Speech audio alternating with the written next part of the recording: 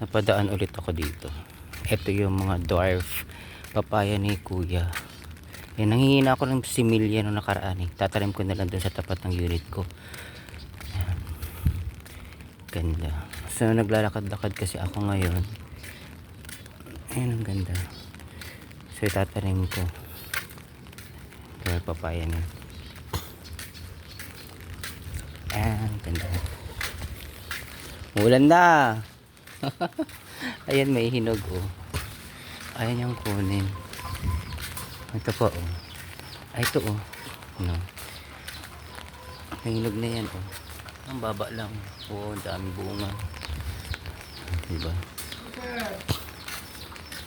Wow. Nag-video lang ako, sir. Eh, napadaan ako. Oh.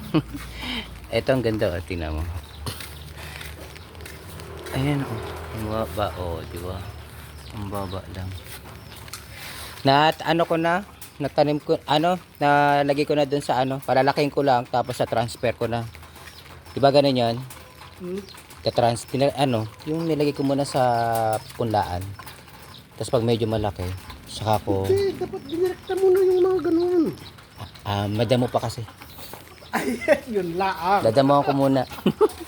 Oh, para palaki ko. Ganyan lang yan eh, ganyan lang nun, lilipat yun. Kaya nga. Tapos pag diba, pagkatapos ng isang linggo, linisan ko naman yung puno niya. Yung Ayun, puno na. paligid. Oo. Tapos pag humaba na lang yan, yun, bunutin ko lahat yan. Yan, binunot ko na lang natin yan hanggang doon. Ayun, sige. Yan sa Oo. kabila, hanggang sa likod. Binunot ko natin. Pag sinipag ako, anin ko. Kasi nakakatakot, baka may ahas di ba? Kaya nga. Ayun. Sa lahat, tara.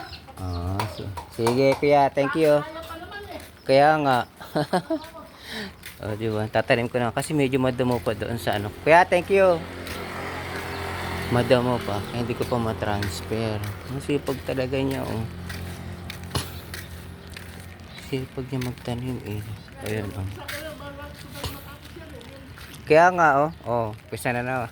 Nagdadamo siya. Linis, oh. Kasi wala pa nakatira dito, guys. Ayan. Wala pa nakatirang homeowners. Kaya, allow pa pwede naman tanaman. Ayan guys. Ang cute.